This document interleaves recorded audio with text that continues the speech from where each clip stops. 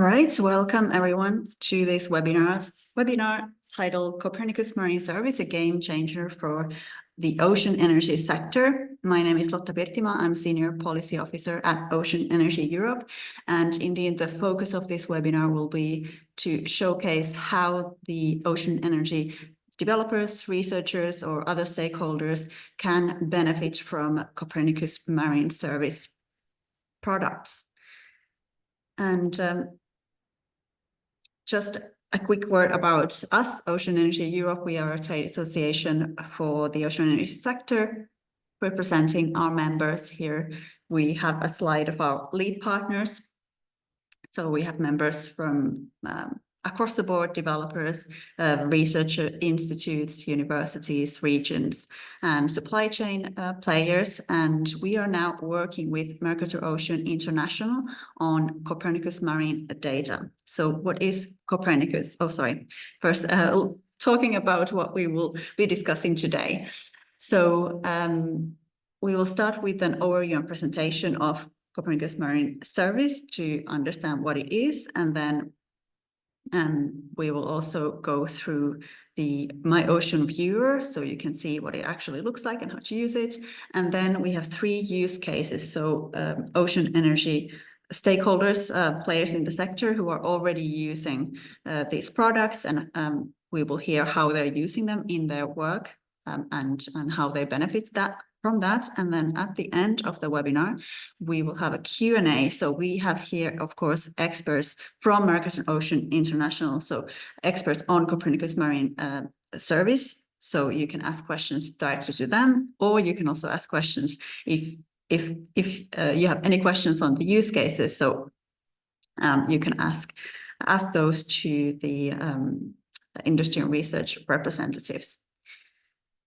Before jumping in, I just wanted to, I'm sure Tina will explain this much more in detail after me, but just a quick overview on Copernicus. So it's free data on global and regional ocean and sea conditions, and it can be a really beneficial and useful asset in ocean energy, and not just as one part of your project development, but really through the life cycle. So we already know that a lot of companies and researchers are using Copernicus Marine Service products for site selection, environmental impact assessments, power production forecasts, and so forth.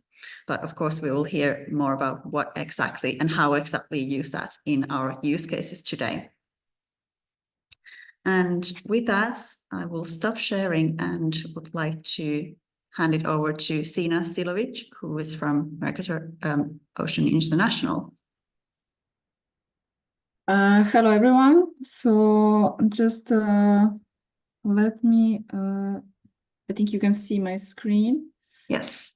Okay, great. So everything is set. Okay, so my name is Tina Silovic, and I'm going to give you the really short introduction about Copernicus Marine Service, because I think in this case, it's much more important that you hear about the use cases and how Copernicus Marine data basically can be used to develop your own downstream applications. So with this first slide, I really like this slide, and it's coming from a blue book that Mercator Ocean International published some years ago. And it gives you like quite an idea about the oceans and how they are really central for our human well-being, but also how they are central to the functioning of the planet. And they are central to the functioning of the planet through many different ways. And some of these ways we can also use when we are speaking about ocean energy sector, because ocean currents can be used, waves can be used as a source of the energy. And basically, oceans are offering substantial resources for renewable energy production, among which we can say there are offshore wind, tidal currents, waves, temperature and salinity gradients, even deep cold seawater. So opportunities are many, but the oceans are one of the most undervalued resources for meeting energy demand. So recently I came across these global maritime trends for 2050 that were done by economics impact. And here you can see that one of the main conclusions is that most electricity, like the 90% of the electricity expansion over the next 5 years, will be renewable. This is according to International Energy Agency. And offshore wind is one of the fastest growing energy technology, but in the coming decades, there will be a growth of other sources of ocean-based renewable energies, such as wave and tidal, which both are really in already mature phases of development. And for any of these renewable energy applications or services, you need marine data. And this is where Copernicus Marine Service is coming to the stand. So when we speak about Copernicus Marine Service, it's a basically online catalog. So just by going to this website, you can really dive deep into many products that exist there. They're not only products, so I really don't want to use a lot of your time to explain the Copernicus Marine Service website, but you have a lot of resources about different products. There are also ocean state reports, so there are like extensive annual analysis of the state of the ocean that we are publishing. And here you can also see on the screenshot, you can see the YouTube video, because there are the reports and there are also kind of a short summaries of these reports. There are also ocean climate trends that we have. So that we are monitoring the health of the ocean, and these ocean monitoring indicators are actually showing there. And there is also new ocean climate portal. So just go there and dive deep into that, because also some climate trends might be suitable for your application as well, not only just raw data. And then ocean visualization tools, My Ocean Viewer, that is going to be later presented a bit in a deeper by my colleague Leila. So it's an online catalog. There are like more than 300 scientifically qualified products. So there is a lot of data, and it's really not easy to show it super shortly. We also have amazing user support, so you can always ask questions if you have some problems in downloading data, or if you want something specific. And we also organize a lot of trainings. So basically, this might be also useful for some of you to get yourself a bit around the data. So definitely our service is user-driven. The data exists in common format, NetCDF, and it's open and free. So this is also a really important part because just upon registration, you're free to download the data. We tend to divide this data in three different, so to say, sectors, not sectors, but parameters. We wrap them around about blue ocean, white ocean, and green ocean. You can filter through the keywords the data that you would need, but just blue ocean is describing all the products. All the data sets there are describing the physics of the ocean. White ocean is about sea ice, and green ocean is about biogeochemistry. And what is important to say is that, as Lotta nicely said, it's a global and regional monitoring and forecasting. But what is important to say, it's not only space data. It's also, there is a lot of in situ data, and combining these two, you get forecasts. And this is also many times really useful when you plan some activities, that you can actually model what is going to happen in the future. So when we speak about the type of the data, we have in a temporal way, we have multi-year, real-time, and forecasts. And the data exists in terms of observation, in situ and satellite data, and there are numerical models and data simulation. And all of this exists for different regions, different seas, and different oceans. So there are ocean products that are describing global ocean, Arctic Ocean, Baltic Sea, Mediterranean Sea, Black Sea. So basically, you can just go through it and find exactly what fits your needs. When we speak about ocean energy sector, you might ask what is there for you. So examples of the type of the data, type of the parameters that you might need are, for instance, wind, sea currents, wave height, temperature, salinity. And these data existing as analysis, meaning ocean condition analysis in terms of observation and forecast. So you might find both of them useful for your application. For the end user, this is intermediate users, assuming that a lot of our listeners here are the ones who want to develop something. But there is also something that end users are getting from intermediate applications. And what they can get is, that, for instance, environmental assessment of offshore infrastructures, maritime operation planning. It's also important for such activities, those parameters. Even calculation of potential of offshore renewable energy or optimization of site location. So either optimization or even testing different locations and figuring out which one suits you better for your activities. And here on the last column, you can see all the benefits and impacts that this data provides. So there are different variables available that are available that they're available as observations or as models. And also you can see there are different benefits that the users are getting from it, but there are also different environmental associated impacts that the using of such data have. Meaning you can minimize the risk for operations at sea. There is a supporting the evaluation of energy resources, and there is a help with mandatory environmental monitoring of offshore energy sites. There are a lot of applications that are already have been developed so far. So for instance, if you go to use cases on Copernicus Marine Service, you can see by, you can filter obviously by a region, by country, or by markets. And if we look a bit deeper into natural resources and energy, you can see other applications over there. And here you can see the first three. You're going to see their explanation, and you're going to hear a bit more about them a bit later during this webinar. So as I already mentioned, the most important thing is the data. So if you go to Copernicus Marine Service, under the products, you go directly to Copernicus Marine Data Store.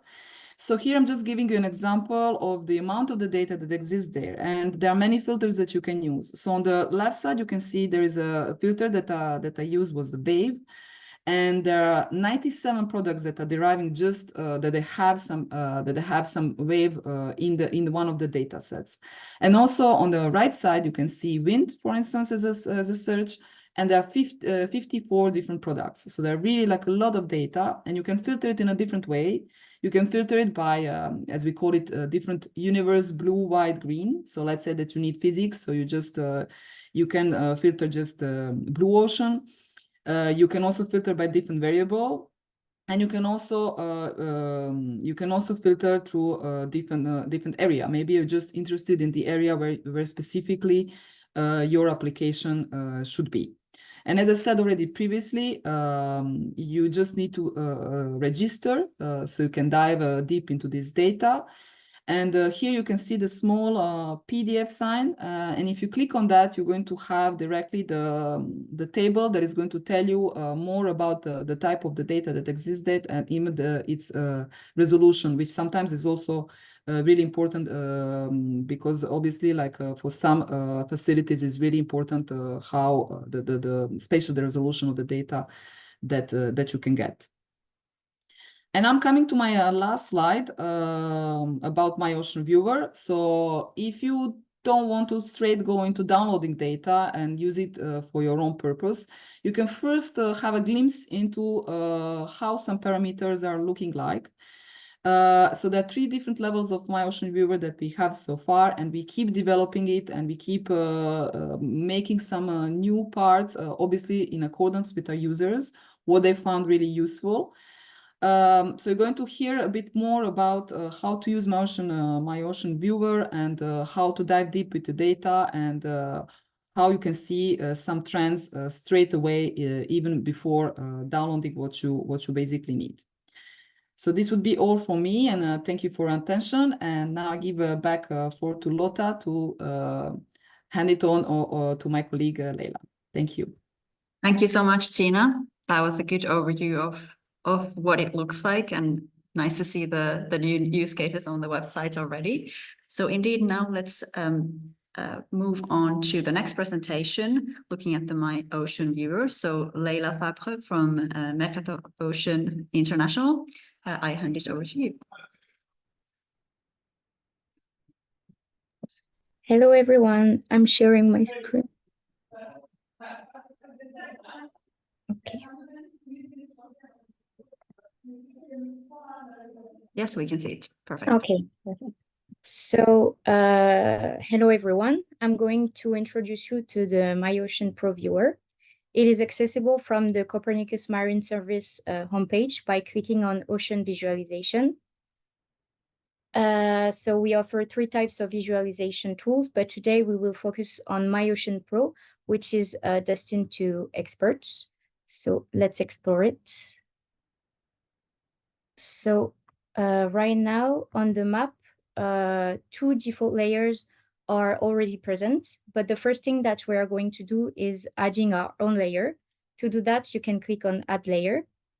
This redirects you to the Copernicus Marine Data Store, in which almost 300 products are present. They are sorted in many categories: the most popular product, the product recently viewed, the new product, and so on. To filter your search, as Tina said it, you can type in a keyword, and this will filter your search. For example, by typing in temperature, I get 134 products. You can also use the parameters on the left, so you can filter your search by selecting the time range, the universe, the main variables, the area of interest, the temporal resolution, the source of the data. For this presentation, I will focus on the global ocean, and for the variable, I will choose a wave. So now I'm down to 12 products. Under each product, you have a short description. First, you have the name of the product ID that you can copy by clicking on it. You have the source of the data, if it's data coming from a model or from observation, satellite, or in situ. You have the geographical coverage, the temporal extent, the temporal resolution, and the main variables. If you want, you can add a product to your favorites, and you will be able to retrieve it in this category. If you want to learn more about a product, you can just click on it. You will be able to read a short overview of the product, then check some use cases. And here at the bottom, you have all the details that are important about the product.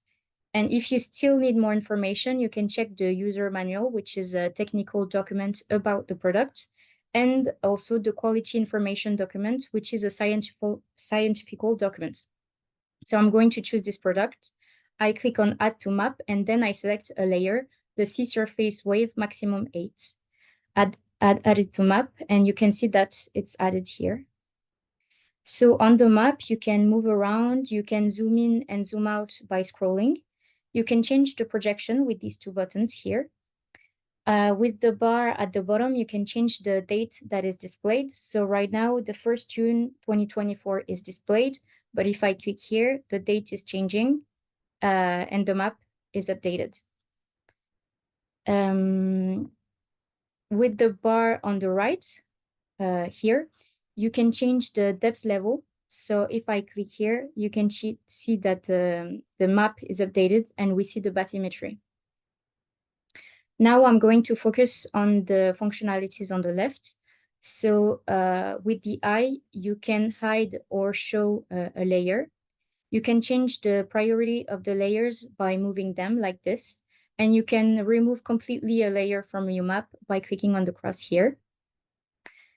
Under each layer, you have several functionalities. So with this button, you can download data directly from the map. With this button here, you can check the information about the product. So we just saw it before. With this button, you can explore the layers that are present in the dataset you chose. So for example, here, we are going to change the seawater potential temperature for another layer. We choose another data set here, and we select a new layer, the seawater velocity. So this is a way to quickly change the layer.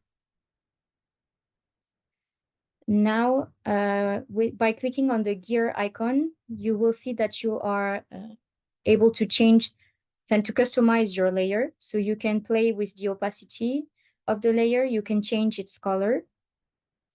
You can invert the color map like this. You can use stepwise color map here, and then you can increase or decrease the number of steps. That way you can play with the contrast on the map. You can change the range of the values displayed on the map. So here, if I change the maximum values to 3 and then mask outliers with this button, you can see that the only data displayed on the map is within this range. You can also enable the log scale with this button. For some layer, like the seawater velocity, you also have the style option. So you can display the solid only. Let me zoom in. You can display the solid only, but you can also display the solid and the vectors. That way you can see the direction of the currents, or you can display the vectors only. And by displaying the vectors only, you can add a layer underneath, and you can see both information from the 2 layers. Now I'm going to focus on the functionalities on the right. So with MyOcean Pro, you can create 3 types of objects. You can create points. You can create lines. And you can create areas. Okay.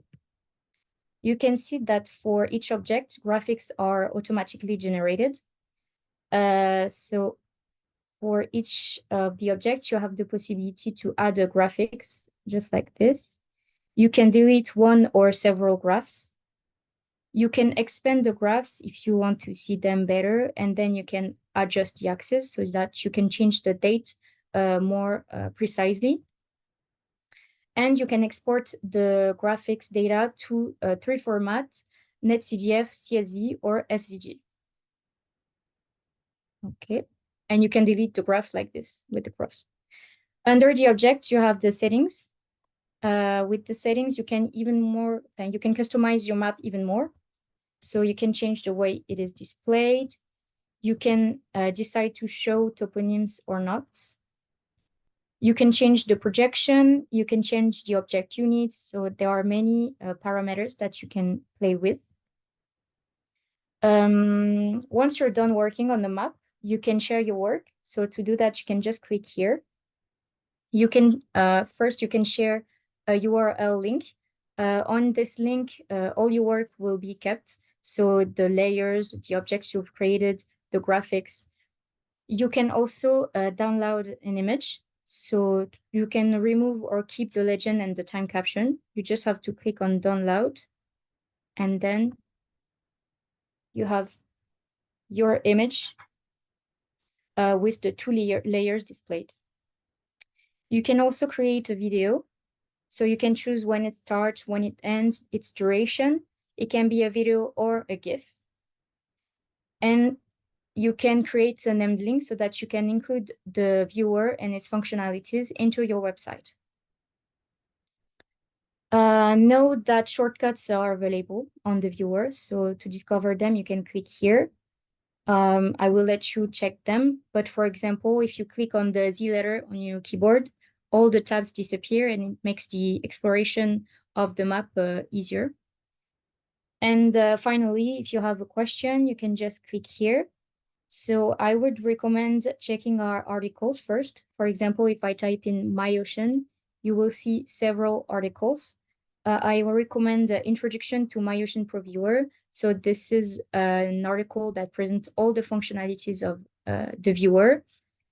It will most likely answer your question, but if you still have a question that you want to ask us, click here, then ask a question. First, you will talk with Blue, our AI agent, but if you want to talk to a person, you will see a bubble on which it will be written, talk to a person. And if you click on it, you will talk with a member of the user support team, and we will help you. Okay, I'm done with the presentation now. Thank you for your attention. Thank you so much, Leila. Really interesting to see all the different functionalities and how to actually play around with it and use it. So thank you very much. If you have any questions to Tina or Leila, just write them in the Q&A box and we'll take them at the last part of the webinar. Before moving on, we had a question about whether the webinar will be available afterwards. So yes, we are recording today's training webinar, and it will be on our website, so Ocean Energy Europe. You'll find it in the event section. So now moving on to the use cases. First up, we have Shona Pennock from the wave company CoPower presenting how they use Copernicus Marine Services in their work. So the floor is yours, Shona. Great, thanks very much, Lata. I'll just share my slides. Yeah, let me know if there's any issues there. Perfect, you can see them nice. So hi everyone, my name is Shona Pennock. I'm an energy systems engineer at CoPower. So part of my role is looking at wave energy resource around the world and conducting energy systems modeling studies to investigate the value of wave energy in combination with other renewables like wind and solar. So yeah, there's essentially two types of studies in which we use Copernicus data to inform our understanding of wave resource, and that is the wave energy site studies and also the energy systems optimization. Before I dive into that, I'll briefly introduce CoPower.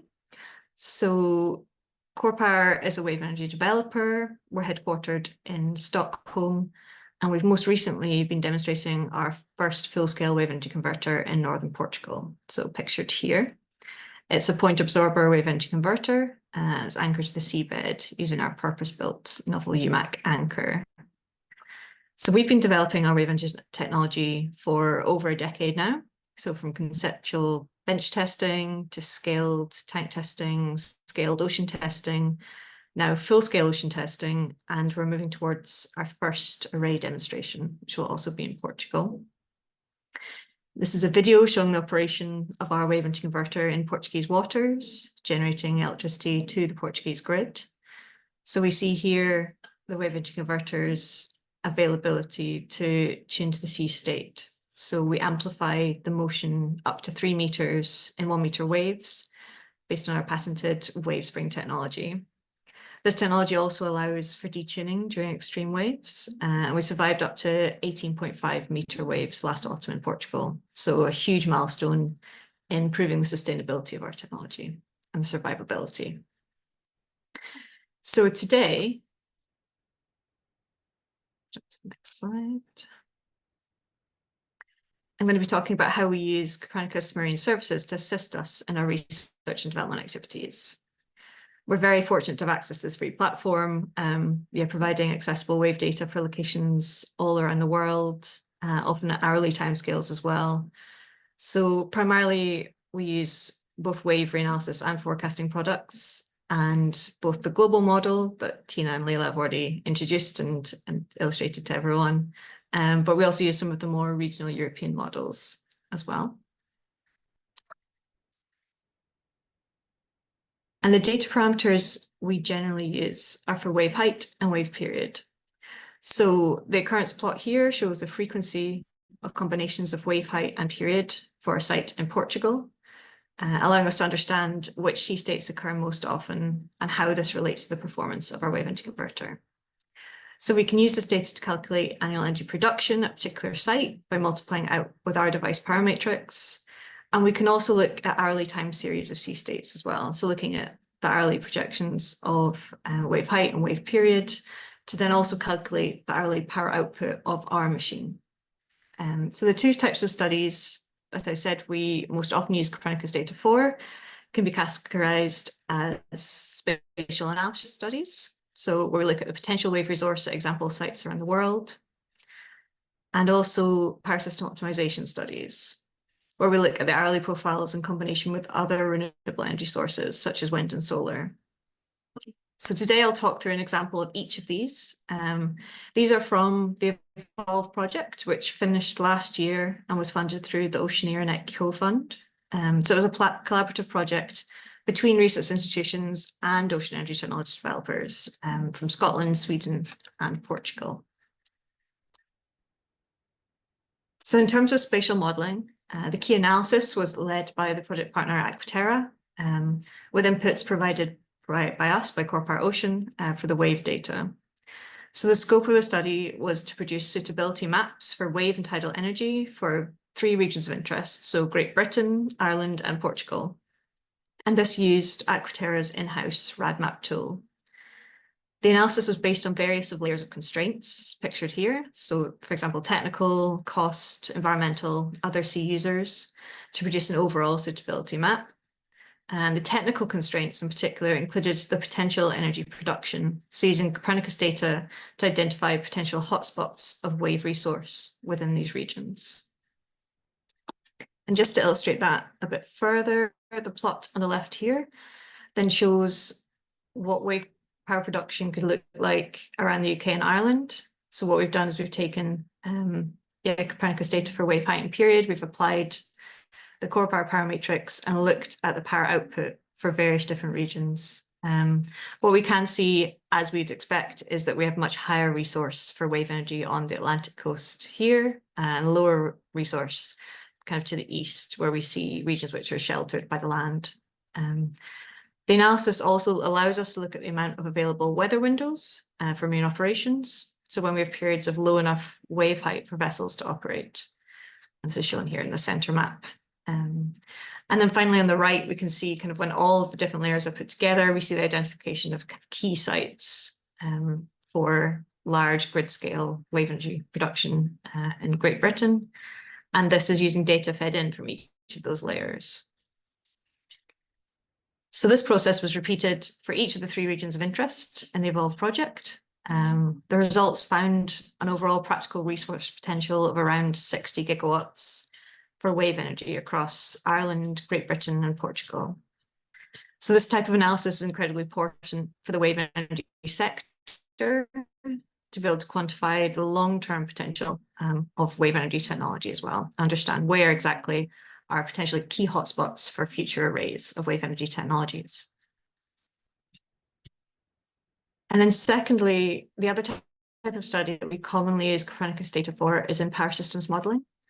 So in the Evolve project, this modelling was led by the Policy and Innovation Group at the University of Edinburgh, again with some wave energy data inputs provided by Corpar using Copernicus data. So the scope of the study was to identify and quantify the value of including wave energy within high renewable power systems. The key value of wave energy lies in the offsetting of wave resource with wind and solar, and also the correlation with demand profiles. So I can illustrate those here. The plot here shows the demand profile of Great Britain over an example historical year. I think this is 2019. So we see some higher demand in the winter months and then lower demand during the summer months. If we look at historical wind generation for the same period, we also see a seasonal profile with some higher peaks occurring in the winter months. And if we look at historical solar, also for the same year, this generation is kind of anti-correlated with both demand and wind, and it's peaking in the summer months. And then finally, using Copernicus data to again take wave height period data and apply our power matrix, we're able to look at what the comparative wave power production might be for that same year. And here we can see wave energy in particular correlates very well with the demand profile in Great Britain. We can also see times when there's troughs in wave energy availability, when there might be peaks in, say, wind energy or solar energy availability, and vice versa as well. We can see peaks in wave where we might have low wind and solar. So we can visualize how a combination of different renewable resources will be best able to meet demand rather than any one resource in isolation. So these early profiles then form the basis of the power system modelling undertaken in the Evolve project. We looked at future scenarios for 2030, 2040, and 2050, again for Great Britain, for Ireland, and for Portugal. And we developed dispatch models to investigate the least cost dispatch of generation to meet the electricity demand profile of each of these 3 regions. So hourly demand and renewable generation profile data is a key input to this modelling, as in periods of lower renewable resource, then more expensive or carbon intensive generation might be required to meet demand. The outputs of this model included the hourly dispatch of each type of generator, the hourly market prices, and also the carbon emissions resulting from the dispatch of any fossil fuel generation. And so, yeah, the modelling and results are documented in a lot more detail in some of the references that I'll show at the end, but just to summarise some of the key results from this study, we can see these summarised in this slide for each of our 3 regions, so Great Britain, Ireland and Portugal. We found that when we increased the proportion of wave energy within the overall renewable mix, this resulted in a reduction of both dispatch costs, so top row here, and also carbon emissions in the bottom row here. This was because the model was able to dispatch a higher amount of renewable energy when wave was included in the mix. So due to the offsetting between wave, wind and solar, there's less renewable energy curtailments when we include wave energy within the mix. This means that less fossil fuel generation is then required to meet demand, and we end up with lower overall costs and carbon emissions for these systems. It's especially interesting for us to see that these results were consistent across all 3 regions we were looking at in the study. So this type of study, producing quantitative results measuring the value of ocean energy within power systems, I would say is incredibly useful for the sector, and it's resulted in a number of scientific publications as well. So just to summarise, at Core Power, we've used data products from Copernicus Marine Services in various research and development projects. I've just given a kind of taste here of some of the key studies we've done over the last couple of years. We've looked at wave resource around the world, looking at the value of including wave energy within power systems, looking at computing metrics associated with projecting the environmental and technical performance of wave energy. It's been an incredibly useful and powerful tool for us so far, and I think for the ocean energy sector as a whole. And what I've done is I've also included some references here, just to show, the types of studies, some key outputs from the Evolve project, and also some scientific papers that have been produced. Each of these studies using Copernicus data to model wave energy power output. So yeah, thanks very much for having me along. Happy to answer any questions at all. Thanks. Thank you, Shona. And I can only reinforce what you said about the importance of these types of results, especially regarding the Evolve study. That's something that we also use here a lot. It has some really strong messages. So I actually didn't even realize that you use Copernicus Marine Services for that. So that's really valuable. Great, thank you. So we shall just move on to the next presentation so we can stay in our schedule. So we have another wave energy company, Motion, to present. So I will hand it over to Timofey Averkiev. Hello, everyone. Let me just share my screen. Can you see the slides okay? Yes, we can. Great. So my name is Timofey Averkiev. I work as a numerical modeling assistant in Motion Energy. I joined the company about 2 years ago. And so my main duties is working with various numerical modeling projects. And one of the things that I've been focusing a lot during my time as Motion is data analysis and software development. I've been working on investigating various wave data resources available and also developing software tools that helps to download the data and visualize it. So today I'll be talking about how we use the Copernicus Marine Service data for our work and also demonstrate our software tools where we have the Copernicus data incorporated.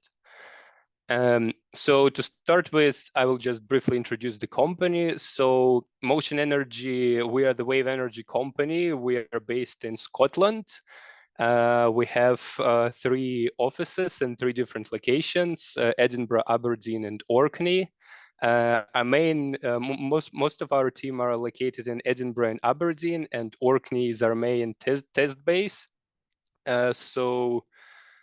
Currently, we have around 25 people in our team. Some of them are working remotely, and here at the picture on the left, you can see our team. I think this picture was taken in 2021, so now we have even more people working for us. And at the background, you can see BlueX. It's one of our wave energy converter technologies. So hopefully you can see this video here. This is the same device, but now deployed in sea. So this is video from 2021 as well, from autumn, when it was tested in scupper flow in Orkney, in the north of Scotland. So this device is about 20 meters in length. It weighs around 40 tons. So it's a hinge draft wave energy converter. It is made out of 2 floating bodies with a specific geometry. So you can see those excavator-like shapes at the front and the back of the device. So they allow to capture more mechanical power from the waves and convert it into the energy. So the floating bodies are connected by a hinge where the generator is located. And so the waves, they excites the bodies, which causes the hinge to rotate, which in turns causes generator to produce electricity. So recently we've tested BlueX once again in eastern coast of Orkney. It's been a longer round of testing. It's been in water for about 13 months. And so during that testing campaign, we were also using Copernicus data to forecast the sea conditions. And I've been also working on developing the software tools to help visualize the forecasted data, which we're also talking about later. So besides BlueX, the wave energy device that we already have, we are currently also working on developing 2 similar principle-based wave energy technologies. So one of our machine that we are mostly focusing on right now is BlueStar. It's a smaller scale device. Its size is similar as for BlueX, so about 20 meters in length and 40 tons mass. So this device is suitable for offshore off-grid applications, for example, for control systems and remotely operating vehicles. And then our another project that we are working on is the Blue Horizon. So it's a much larger scale device. It's about 2.5 times longer than BlueX and BlueStar. So it's a mid to grid scale device. So it's rated up to 1 megawatt power. So it's a utility scale machine, and it's mostly designed for deployment in wave farms or combined wind wave farms near shore to provide energy to locations close to the shore. So one of the most important questions we always want to answer when designing and trying to commercialize our devices is where to deploy them, which locations are the most suitable ones. There are very many different factors we can consider here. So some of them are more important than the other, and some of them is something we always considering. So for example, what is the power potential at the given location? How bad are the extreme conditions of the given site? So how likely we are to survive in the given locations? What are the operations costs? How far it is from the shore? How easy it will be to set up the battery? And everything else. So to provide a convenient way for our commercial teams and also other numerical teams, engineering team to understand and quickly answer that kind of questions, we've been using wave data from various sources to develop the way to quickly visualize and see and assess the suitability of various locations. So there are 2 main kinds of wave data we're using. First thing is the historical data. We use it, one thing we're using it for is the power assessment. So using various numerical modeling techniques we have in the company, we can calculate the average power production for various sea states. Usually we estimate it by looking in the HS and T parameters, so wave heights and periods. And so by downloading a long time series of historical wave data, usually we go between 12 and 20 years, we can compute the key site power statistics. So for example, annual energy production, this is how much power can be extracted from the waves on average, and continuous available power. This is how much power we're able to supply continuously, even in the times when there is not many waves happening, where not much power is being produced. The second major thing the historical wave data is used is the extreme wave analysis. Here we want to predict the most extreme, the highest the highest wave, the most extreme sea condition occurring within the next 100 years.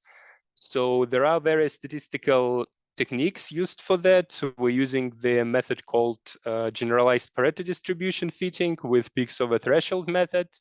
So to do that, we need even longer time series of between 20 and 40 years of wave data. Usually we use either 1 or 3 hour temporal resolution. So it's a really long time series. And so by using statistical analysis methods, we can estimate what are the most extreme sea condition about to occur in the given location. And then from the tank test data, we can infer what will be the most extreme hinge responses. So what is the maximum angle our device will bend? And so if it exceeds the limiting angle, we will understand that our chances to survive in the given location is not high enough. So the second kind of data we're extensively using is the forecasting data. So as I've already mentioned, BlueX, the device that you've seen in the beginning, it was tested for 13 months in the east coast of Orkney. And it was under pretty extreme sea conditions at some points. So for our operations teams, it was essential to know what will be the forecasting sea states in the coming days. So what will be the potential power production? This is necessary for battery management. They also had to know what is the coming wave height. So is it safe enough to go on site and operate the device there, because there is a restriction on how extreme the waves can be to go and operate the device. So all of those analysis is where we extensively used Copernicus Marine Service data. So in particular, the ocean products that we've been using and that we are currently using are wave reanalysis data. We are mainly interested in locations around North Sea and East Atlantic. So we've been using European North Gulf Shelf wave reanalysis data. We've also been using Mediterranean Sea wave reanalysis data. And then for forecasting, we used similar data, but also that provided us with forecasted data. In the future, we're also planning to implement more Copernicus products in our software tools. So in particular, we will be looking at Atlantic, Iberian, and Biscay Irish region, and also at global ocean wave reanalysis, because we have a lot of commercial interests from other places, not only from Europe. So for example, Caribbean Sea and Australia. And so now I quickly wanted to demonstrate the software tools that we've been using to show how we use the Copernicus data to show us the wave statistics. So this is the wave analytics tool. So here you can, it's our in-house tool. So it was made by downloading large subsets of Copernicus data for the entire region. So in this case, it's the North Sea and East Atlantic. So it's Atlantic Copernicus product. So this heat map shows the average wave heights in the region over the 12 years. And this is an interactive tool. So it's mainly used by our commercial team. By clicking on it or entering the coordinates of the location you can be interested in, you can view the average value of the parameter you're looking at. And also you can look at the monthly spread of the values. This tool not only provides the statistics of the raw C parameters, but also the power for our devices. So from the power matrix that I mentioned before, we can calculate the average power production in a given C states. And so from there, we can estimate how much power we can produce in various locations for our devices. So we have similar parameter estimation for the Mediterranean Sea. So here it works in a similar way. You can click on it and view the wave data statistics. Yes, so another important value that we're interested in is the continuous available power. So this is the metric that depends on the battery size that is located within our wave energy device. So by selecting the suitable battery capacities, you can view the distribution of how much power we can continuously provide on average. And so these values are also calculated from Copernicus data that we're downloading from the same historical data set that we use for average powers.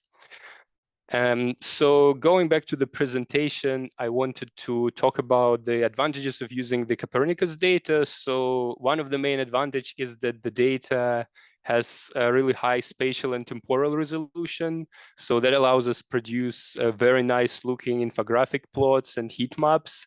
So it's really nice looking, and this is something that we like to show to potential customers because it gives you a brief and good idea of what are the power potential, where the devices are suitable to be deployed.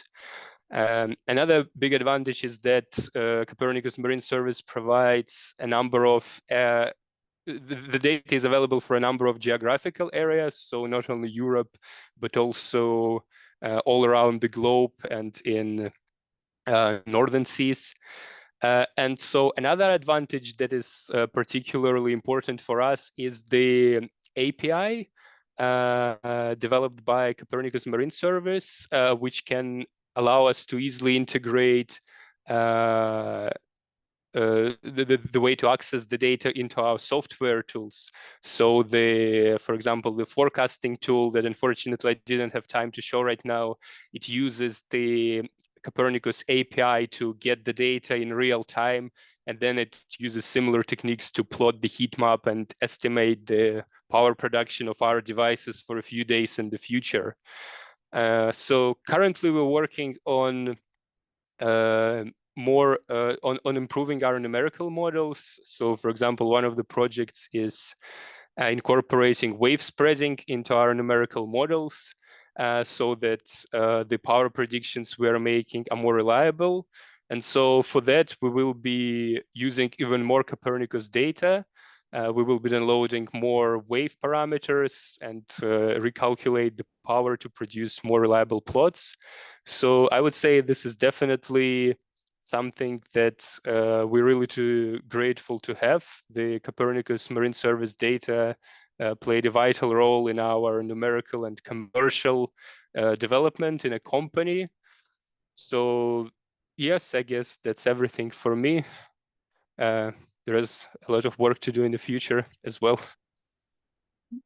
Thank you so much, Timofey, and thanks for also showing a bit that in-house software tools that you've developed. Really interesting to see. Great, moving on to our final use case now. We have Giuseppe Giorgi from Politecnico di Torino, or MESPAC. I let you take the floor and explain what you're doing with Copernicus Marine Service data. Thank you, Lotta. So, can you see the screen in presentation mode? Yes, now we can see it. Okay, cool. And I'll put you down. Okay, so thank you first of all for inviting me and Motion and Core Power to share our experience in this. So in here, I'm talking with two hats, as we mentioned before. So one is MESPAC, which is a startup and a spin-off of my university, which I'm going to talk briefly of, which is a startup with the aim and vision to create some space-based metocean intelligence, with the attempt to try to unlock the real value of satellite data for engineering application, especially for ocean energy and as well as offshore wind energy. So here's myself, which is Giuseppe Giorgi, but I'm presenting here the whole team of the startup, which is made of Andrea Gulisano, which is also the CEO of another startup and spin-off of our university, which is Wave for Energy, that created the ESWEC device, which is a wave energy converter that you can see here on the bottom left. So we have direct experience of developing a wave energy converter as well. So as Motion and Core Power, we experience ourselves the challenges of putting something in the water and being able to know all the ocean variables that are out there, which are not easy to access at all. So there's also myself, which I'm from Politecnico di Torino, and specifically the Marine Offshore Renewable Energy Lab, which is a research center where we, and my colleague Giulia and Eduardo, we work at. I'm an assistant professor in the research group, while Giulia and Eduardo are PhD students about to discuss their viva next month, actually. So this is a joint effort between university, so the Marine Energy Lab, the previous, still alive, of course, Wave for Energy, which is a spin-off company, and the newly created spin-off company, which is called MESPAC, was born 2 years ago, with indeed the objective to tackle and tap into the potential of satellites. So a little bit more about the Marine Energy Lab is this research center laying at the crossroad between different departments and working in all aspects of ocean energy development from the really device point of view. So we are doing a lot of resource assessment, and I'm going to talk about that in a little moment. We do design of the mooring, design of experimental tests, control strategies, and site selection, marine spatial planning. So for all of that, we do need reliable information about wave energy and as well as wind energy. So based on that experience, and personally, while in my experience during the research at the Marine Energy Lab, I've been going offshore to install in situ measurement devices, so wave buoys, myself on a boat. So I do experience what are the limitations of the in situ instruments, which are a lot of them. So for that reason, we created MESPAC, which has the vision to integrate existing and reliable Earth observation satellite data, also accessing through the Copernicus Marine Service. We integrate that with the artificial intelligence algorithms and machine learning, to be more precise, algorithms that we develop in order to improve, let's say, the informative content and facilitate engineering applications, not just climate science application, let's say. And we want to place ourselves as a bridge between research centers where we are coming from and the industry, which is eager to have data from offshore. So the motivation, just to go a little bit deeper in that, is that metocean data, as we also heard from other presentations, is vital and crucial for decision-making, for design, and for operation, for installation. So there are three main ways to get to this metocean data. One is satellite observation with satellites from Copernicus, from the European Space Agency, but also from outside of Europe. There's plenty of satellites available. We can use numerical models, so which are wave propagation models that need some metocean expert to tune them. And fortunately, Copernicus Marine Service makes a lot of those numerical models available. And there are also in situ instruments that are arguably the more reliable source of information. However, these three different sources of data, they are not perfect, and either one is perfect. They have pros and cons.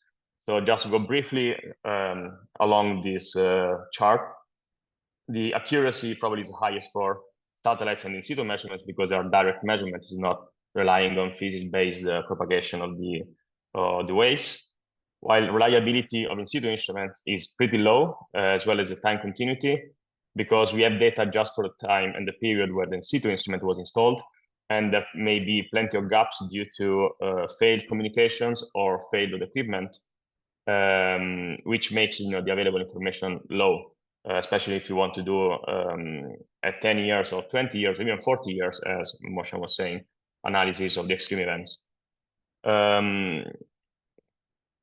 The problem with satellites, and just going to the red square for the satellites, is that the temporal resolution, that is the revisit time when the satellite is going to the exact spot where we need information, is not sufficient for engineering application. So we would like to have data every half an hour, ideally every 3 hours.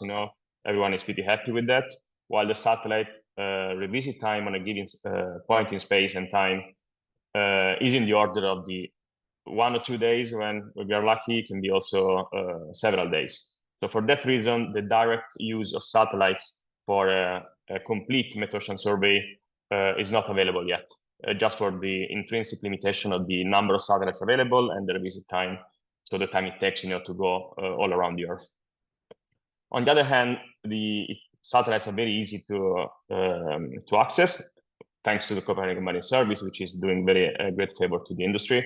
They are cheap because they're free, and there's a very large geographic coverage. While in situ instruments, although they are very accurate and informative, they are very expensive, and it takes a lot of time to install in situ instruments. There's all the permitting process, and the cost of them is very high. For measuring waves and currents is already high. If you want to measure also wind with floating LiDAR, then the cost really skyrockets. And the geographic coverage, of course, is very small because we're going to have information just in one point in space and losing the information about all the area around it. So based on this motivation, our idea was to try to merge the pros and cons, the pros of these 3 different approaches with machine learning. So briefly, I already mentioned them, but the main challenges we want to address are the inefficiency to get in situ data, because it takes too much time to get to the water. There's a lot of inconsistency as well in the data stream. This is due to communication problems, because usually the in situ instrument and the asset is far offshore. The communications are not easy. Sometimes the communication can be via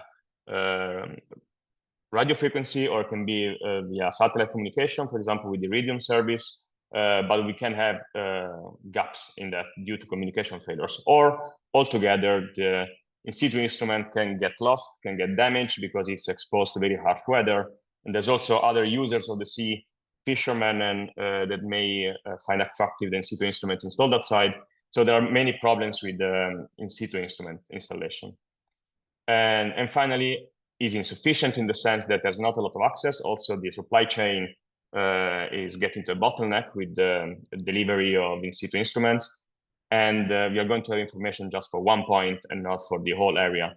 We can think of wave energy parks, but also floating offshore wind parks. They can cover very large areas if we are thinking about several hundreds of installation. So based on that, finally, our approach and our idea is that to integrate the satellite data, which have a very nice overall global coverage and direct measurement, but a low time resolution, with available in situ data and in situ assets that are available offshore in some given spaces, with our machine learning algorithms that are able to increase the time and space resolution of the satellite data, learning the correlation in space and time. So for doing that, we are really grateful to have the Copernicus Marine Service that is doing a very great and useful job in merging in a nice and useful and quick way to interact with all the a bunch of satellites for Earth observation satellites. You can see here on the bottom left, there's the 7 different products that we are looking at. And in the graph, there is just one example of them with the satellites measuring wave data. So there is also very nice coverage starting from 1993 up to today, and the number of satellites is increasing, and is foreseen to increase even more in the future. So the available information out there, it's great. Although you can see that I can show the full amount of satellites available just in one graph. It means that they're not enough to get the 3-hour resolution time that an engineer would like to have. What we did is that we downloaded all the data in this data set, and we created our own sandbox platform, similar to what Motion did, in a way that we were able to directly understand and study where are the regions where there's plenty of satellites orbits, so where the satellites are going through, in order to understand how much information we're able to get. We are also using in situ measurements available. So this is another data set from Copernicus Marine Service. You can see here the points are the moored in situ measurement. The lines are the drifters, which are especially useful in our case where we want to learn the space and time correlation. So we can use the drifter data. They are indeed drifting around. So their information is related to both space and time, not just to space, as with the moored assets. So to clarify a little bit better what we want to do, so we can imagine looking at the top right of this chart. We want to have information basically where there's no satellite measurement. So you can see at the bottom right, we want to have information where there is the cross, but the satellite is not going over that spot over and over again every 3 hours. So we are able to get that information by combining satellites and in situ measurements, also with some numerical models, also accessed through the Copernicus Marine Service platform with our machine learning algorithms. So we are doing that in a stage gate approach, the development part of it, but this is really the way we go through the development process of the algorithms. But at the end of the day, we are going to be able to get information essentially what is not measured by either in situ measurement or remote sensing devices. So how do we do that? Essentially, the flow, our workflow goes from selecting a location at time of interest. So for example, if there is an ocean developer that wants to get all the information in a given site in a given period of time, then we select it, and then we are going to study all the different data available around it, even far away from the actual location. Then we feed all the satellite in situ measurement data into our machine learning models. And what we are able to do essentially is to, you can recognize here Ireland and Spain and France. What we're able to do is to learn the spatial correlation across a very large area. You can see, you can also associate this prediction, which is the green line, the pink surfaces, which are a measurement of the accuracy and the probability that the data is actually lying very close to our prediction. So we are able to reconstruct, ideally, in any given space, and in any given point in space and time, the metocean information. And this is an example of what we can do. So we are able to basically reconstruct the whole time series, even if there is scarce data available. So you can see here, the red line is the measurement from a buoy, actually, this HS. So an actual direct measurement where we want the information.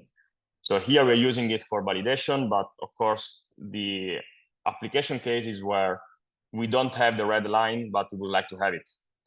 So we want to reconstruct it. And the green curve is actually what our machine learning algorithm is doing. So it is able to reconstruct the red time series pretty well, based on satellite data from very far away from the installation site. Indeed, you can have a look to the markers. So the blue markers are the co-located satellite measurement. So there are the instances where the satellite is going very close, so with a radius of 50 kilometers, so not even that close, but still in co-location metrics, it is close. So you can see that, for example, if I zoom in this area, we can see that if we are using the satellite going close to the location of interest, we are losing a lot of dynamics of the wave resource. So you can see that we are losing this whole peak, which may be very important. So, and this happens also in other areas of the plot. For example, here, close to 28th of February in this month, using just the satellite data, we would lose a lot of information in this part. But since we are able to use the satellite data from far away from the location, we are able to reconstruct the time series. So we are developing this. We have been working on this for a couple of years, where we founded the startup. So we are involved in some programs for the European Space Agency. And we just launched an alpha version of the platform where I included a snapshot on the use case. And we are right now working on the demonstration with the pilot user. We are starting right now, essentially, with an offshore wind park in the Mediterranean Sea. So I hope that I was not too long. So I'm open for questions now in the Q&A. Thank you, Giuseppe. That's really exciting. Hoping to see good news and more developments in the future. We have now time for some questions, 15 minutes. So if all the speakers could come on the stage. And while attendees type their questions in the Q&A box, I'll just share the links for the 3 use cases, so you can, after the webinar, go and see them on the website as well. And perhaps Tina and Leila, if you want to put the links for the Copernicus website as well, you can put that in the chat. Let me just allow the chat function. Now you should be able to put that link in the chat box. And the final thing before jumping into the questions, if any of the attendees are already using Copernicus Marine Service products and would like to be featured on the websites, then don't hesitate to send us an email. I put my email address as well in the chat box. So it will be great to have you on the website as well and hear how you are using Copernicus. But I see that we have some questions already here in the Q&A box. And Tina, you already typed some answers for the first one, but I would like to also ask the others to react if you have anything to add. So the question was, could you also mention your opinion on the validity and reliability of the data available in Copernicus? What is the uncertainty of the conclusions that can be drawn by your analysis using Copernicus data? If any of the panelists want to add their thoughts on that, you can just unmute yourself and take the floor. I can make a start from that. Break the ice, thanks. Yeah, I mean, I guess I saw Tina's answer that she'd highlighted that obviously there is validation that goes on already with Copernicus products against like measured data, and that you're able to see the uncertainty associated with each value that you download now as well. But maybe just to highlight that I think from our side at Core Power, we've also been doing some analysis for sites that we're specifically looking at, where we're collecting in situ data. And for most of the analysis that I've been talking about today, where we're looking at potentially forecasting power production or looking at the potential, of a example historical year or example multiple historical years of power production, we see those results match up very well with the in situ, the void data that we have as well. So from that purpose, it's very useful for us, for our modeling, to know that it has been validated, obviously, before it's been uploaded to Copernicus, but also from our side, it does match very well. I guess I would say that these are research studies that we're undertaking with this data. And from our side, if we're making a specific technical or financial decision as a company, it would be based on measured data for the most part. But the real value for us of having all these many years and kind of global model data that we can use, for example, in the reanalysis products, then it's a whole. It just opens up a whole new world for us in terms of the amount of data that we can look at, the amount of number of years of data that we can look at, where we don't have measured data for certain regions or certain years as well. So yeah, both very useful tools. Thank you. Giuseppe or Timofey, would you like to come in as well? Yeah. So I had to say that the quality information document provided alongside the data set is very useful to interpret the results. And we are aware the accuracy, and we are using the L3 data at the moment, so level 3 satellite observation data. And we are aware that the accuracy will change according to all the boundary conditions, let's say, so where the measurement is and what are the other conditions around it. So very often it's very good and the accuracy is very high, but we are aware that we need to be conscious about where the measurement is being taken. And the quality information document is great to have a guideline to follow and to compare. Whenever we can, we do the cross-validation with the in-situ measurements available. But since there is already, with the L3 data set, there is already a cross-calibration and the collocation and the calibration between the different satellites. So the accuracy is already very high. So the information is very reliable overall, I have to say. So that's some very great, useful piece of work. Mm-hmm. Thanks. Anything to add, Timofey?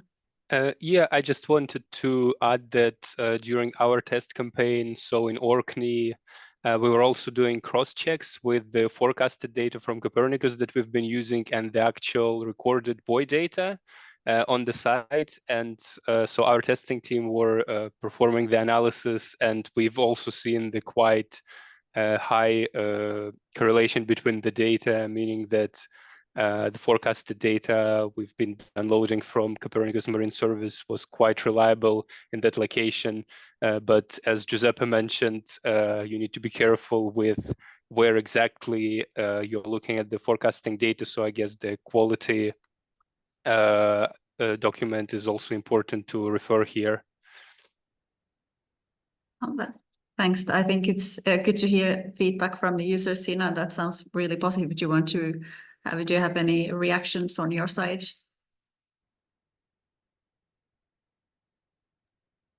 I don't have like anything more to add. I Yeah. just wanted to say maybe that as already mentioned previously with our user support, it's really valuable to receive any feedback from the users. So because that's the only way that we can actually proceed and make things better. So we usually have a survey asking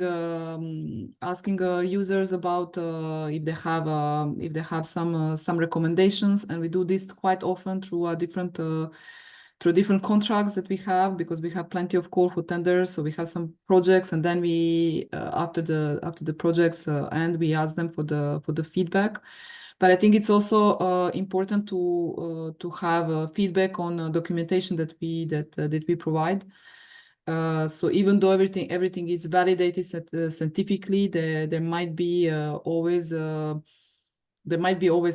feedbacks. So we are really happy to get those, because we are learning a lot from that side. Yeah, and that was actually my second question to the use cases. We already talked about that a little bit when we were preparing the use cases in fact, but I want to ask you if you have any improvements that you would wish to see in Copernicus Marine Services. Anything, if you could just get all your wishes come true, what would you like to change? Shona, shall I start with you? Sure. Yeah, start. Yeah, I mean, I guess I have highlighted already, I guess, in my presentation and today, that it's great just to have all this free available data for us. And certainly I would say, in terms of what even has been improved in the last year or two, we have found that the new kind of API system is much faster at requesting data now in terms of our scripts as well. So it's great to see there's a continual improvement of both the data and being able to request it as well.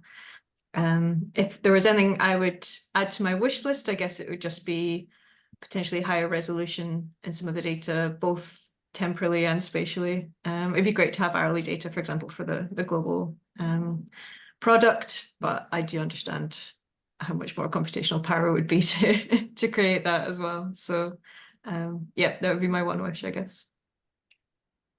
Thanks, Timofey. Any wishes from your side? Yeah, I guess similar to Core Power, as a wave energy company, we're interested in having more high-resolution data available for geographical locations, not only in Europe, but also in places like Australia or Caribbean Sea. So this is something that will definitely benefit us. Another thing I was also thinking about is adding more wafer analysis parameters. For example, one thing that our device is particularly sensitive to is the wave spreading, because the direction the hinge draft is aligned with the waves affects the power production. So I'm not sure if the spreading factor is currently available in the wafer analysis products, but will be definitely something that we can also use to make our models more reliable. But in any case, what's there, it's already great. The high resolution data is available for so many locations, and we are really grateful to have it already. Great. Thank you. Thanks, that's good to hear. Giuseppe, on your side. Yeah. So, well, I first kind of answer to Sean and Timothy. I mean, MESPAC, what it's doing is increasing the time and space resolution of the satellite measurement. So probably, I mean, that kind of pain is shared. And it also replies also to Rodrigo, and just looking at the following question, who was looking for American Ocean, which is similar also to what Timothy was saying. So the satellites, the L3, so the Earth observation satellites are global, because I mean, the satellite goes all around. And the nice thing of the using directly them instead of the analysis data is that the solution is scalable, and you can apply it everywhere, the satellite measurements, while the analysis data set is extremely useful, but you need someone that runs the model, someone that tunes the model according to the satellite and in situ measurement. That's why it's a little bit less scalable. So right now it's missing, I guess, in Australia and South America, but the satellite measurements are everywhere. So that is kind of an advantage of using directly them. So for suggestion and wish list, in probably last year or 2 years ago, in the previous version of the Ocean Pro viewer, I was not able to directly see the orbits, kind of the swath of the satellites for some of the variables. Now in the new version, probably it is possible. And if you check that, that's one of the reasons why we created our own sandbox to study the visit time in any specific place. And an additional thing is that this intrinsic limitation, let's say, of the satellites is that they measure wind at 10 meters above sea level.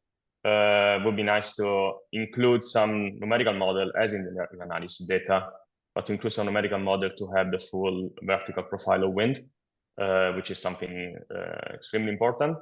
Something just a little bit more than just the exponential law, kind of integrating all the other environmental variable.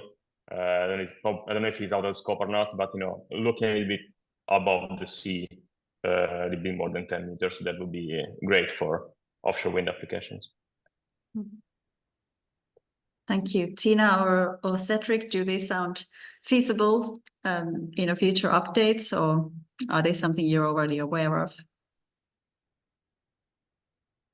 What kind of updates you imply? What the speakers were just highlighting on improvements of the Copernicus Marine Services. Well, as I said, we are a user-driven service, so there are always some kind of improvements. The reports that the surveys that I mentioned previously, they are also helping to provide the service evolution, building of the calls for the tenders for the service evolution. And basically I'm not sure if it's every year or I think every 3 years, Cedric, if you can remember better, there are service evolution calls. So these calls are basically used to provide Copernicus Marine Service with the new products. So and we also have calls for tenders with the new when we are actually funding different development of different applications. So we just have recently a few days ago opened a new call for tender for new coastal applications, when we are actually trying to have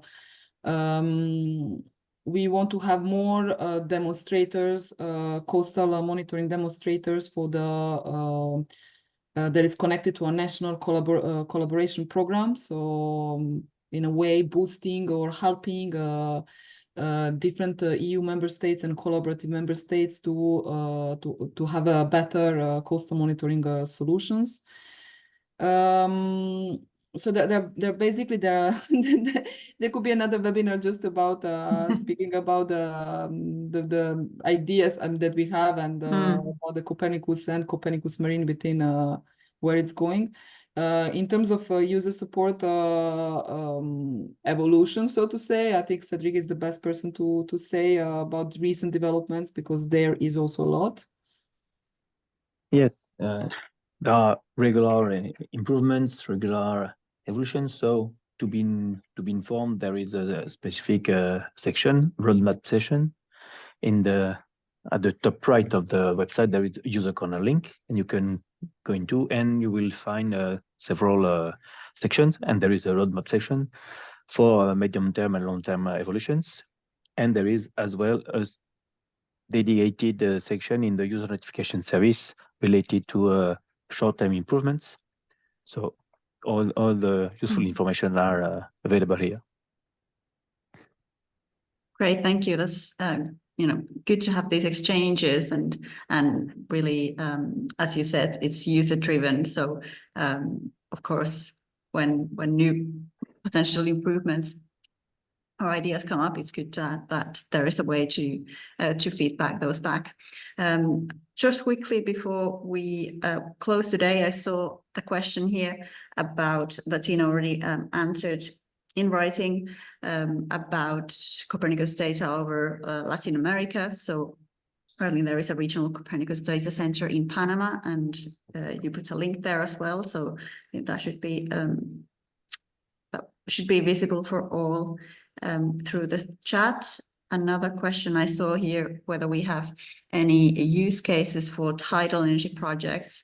At the moment, no, but if any tidal, anyone working on tidal is using Copernicus Marine products, let me know and we can make one. That would be interesting. I think there are some, but I can't, on the top of my head, basically, the best thing to do is go to Copernicus Marine website under use cases. I think there are a few projects back in the past, but so there are some projects, but that already happened. But I can't really. I don't know exactly the name of them and who did them. So the option is also go to use cases and just type keyword tides and tidal energy, and something will come up. Great, thank you. All right, I see our last question here. Is there any plan by Copernicus Marine Services to provide historical wave spectrum data results, at least in some points? I think this would be for Tina. Yes. Well, there is no plan at this moment, at least not that I'm aware of. And providing wave spectra is a kind of a huge, would be a huge project. So that also means that I mean, how to decide on which regions would be useful, although indeed Copernicus Marine waves cannot be used as boundary conditions of downstream wave models because of that. So would be sufficient to provide some just certain points, but so it's I'm not really like a part of the building how to say part of the team who discusses which would be the new products to appear. But I think it's a valuable comment, because if it comes from the user, if the needs are coming from the users, so if there are such needs, not all of them can be addressed, but that's why I always invite everyone to provide inputs wherever you can, and then I guess if there is a critical mass, certainly they are going to be somehow answered. Great, thank you so much. I see that we are 1 minute over time, so we shall wrap up now. Thank you very much to all our speakers, and I hope this was as informative and useful as it was for me. As I said, the recording and the slides will be on our website, so Ocean Energy Europe's website. You can find them there, and I wish we got at least some of you interested in trying out Copernicus Marine Services, perhaps some new users. So with that, I wish you a very nice rest of the day and see you in the next webinar. Bye, everyone. Bye, thank you. Thank Bye. you. Bye, thanks. Thank